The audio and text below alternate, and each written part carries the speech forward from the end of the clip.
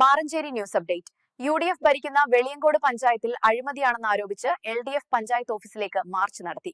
Video കാണാം. Ponnani area secretary സഖാവ് CP Muhammad Kunhi, CPI Malappuram ജില്ലാ എക്സിക്യൂട്ടീവ് അംഗം സഖാവ് P രാജൻ, ജനതാദൾ നേതാവ് ഇസ്മായിൽ തുടങ്ങിയ നേതാക്കൾ സംസാരിക്കുന്നു. പ്രിയമുള്ളവരെ, അഴിമതിയും സ്വജനപക്ഷപാതവും മാത്രം കൈവതലാക്കിയ വെളിയങ്കോട്ട UDFന്റെ ദുർഭരണത്തിനെതിരെ ഇടതുപക്ഷ ജനാധിപത്യ മുന്നണിയുടെ നേതൃത്വത്തിൽ നടക്കുന്ന ജനകീയ മാർച്ചാണ് ഈ വാഹനത്തിന്റെ തൊട്ടുപിറകിലായി വെളിയങ്കോട് പഞ്ചായത്തിലേക്ക് കടന്നു വരുന്നത്.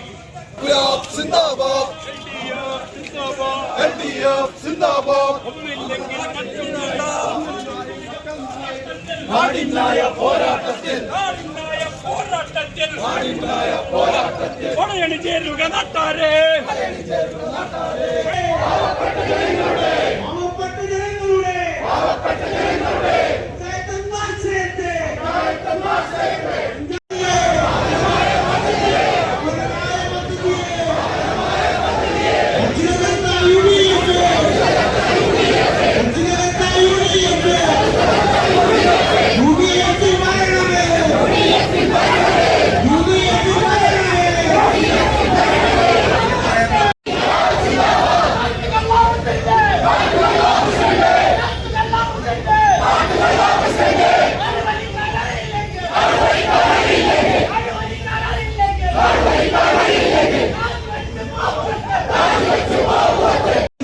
കെടുകാര്യസ്ഥത പലതരത്തിലും ചൂണ്ടിക്കാണിക്കുന്നതിൽ നമുക്ക് സാധിച്ചു. ഏതൊരു വിഷയമെടുത്താലും അതിൽ പണം മാത്രം സമ്പാദിക്കാനുള്ള UDFന്റെ സ്വതസിദ്ധമായ സ്വഭാവം അത് വെളിയങ്കോട് ഗ്രാമപഞ്ചായത്തിൽ മാത്രമല്ല, സംസ്ഥാന തലത്തിൽ തന്നെ UDF എന്ന് പറയുന്ന സംവിധാനം ജനങ്ങളുടെ പണം എങ്ങനെ കയ്യിലാക്കാം എന്നുള്ളതിന്റെ പരീക്ഷണം നടത്തുന്നവരാണ്. ഈ സമരത്തിന്റെ ക്യാമ്പയിനുമായി ബന്ധപ്പെട്ട് പ്രവർത്തിച്ച ഈ പഞ്ചായത്തിന്റെ ഭരണ സംവിധാനങ്ങളെ കുറിച്ചും കെടുകാര്യസ്ഥതകളെ കുറിച്ചും ഗഹനമായി പഠനം നടത്തിയ സഖാക്കൾ ഇവിടെ സംസാരിക്കാനുള്ള ജനകീയ മാർച്ചാണ് നടന്നത്. നമുക്കറിയാം, ഒരു പ്രദേശത്തിന്റെ ചിന്തകളെ, പ്രതികരണങ്ങളെ തൊട്ടുണർത്താൻ ആശയപരമായ ദൃഢതയുള്ള ഒരു രാഷ്ട്രീയം വേണം. അതിനെ മുന്നോട്ട് നയിക്കാനും ഒരു രാഷ്ട്രീയം വേണം. വെളിയങ്കോട്ട് ജനങ്ങളാകെ ചിന്തിക്കുകയാണ്,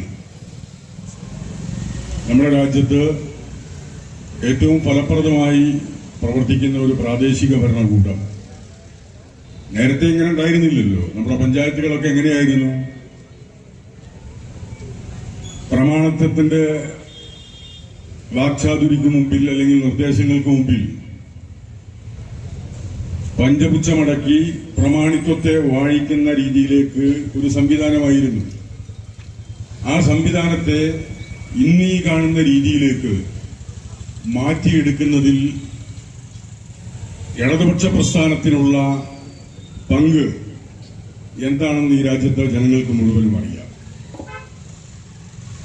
ജനകീയാസൂത്രണ പ്രസ്ഥാനം വന്ന സമയത്ത് അധികാര വികേന്ദ്രീകരണം നടപ്പിലാക്കി ജനകീയാസൂത്രണ പ്രസ്ഥാനം എന്ന ആശയം ഇടതുപക്ഷത്തിൽ നിന്ന് EMSൽ നിന്ന് ഉയർന്നു വന്നപ്പോൾ മറ്റിന്ത്യയിൽ എവിടെയും ഇല്ലാത്ത, ഒരു സംസ്ഥാനത്തുമില്ലാത്ത രീതിയിലേക്ക്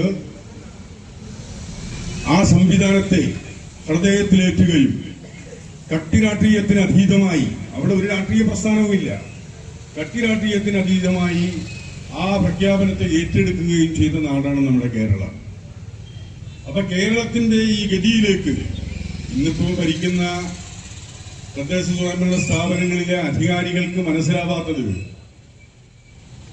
നിങ്ങളൊക്കെ ഇതിലേക്ക് വന്നു കയറി ആ കസേരയിൽ ഇരിക്കുമ്പോ നിങ്ങൾക്ക് തോന്നേണ്ടത്, നിങ്ങൾ ചിന്തിക്കേണ്ടത്, നിങ്ങൾ ആദരിക്കേണ്ടത്, ബഹുമാനിക്കേണ്ടത്, അംഗീകരിക്കേണ്ടത് ഇടതുപക്ഷ ആശയമെന്ന ഈ ധാരയിലൂടെയല്ലാതെ നിങ്ങൾക്ക് ഈ അധികാരം കൈകാര്യം ചെയ്യാൻ കഴിയില്ല എന്ന വസ്തുത മനസ്സിലാക്കി പോകേണ്ടതായിരുന്നു.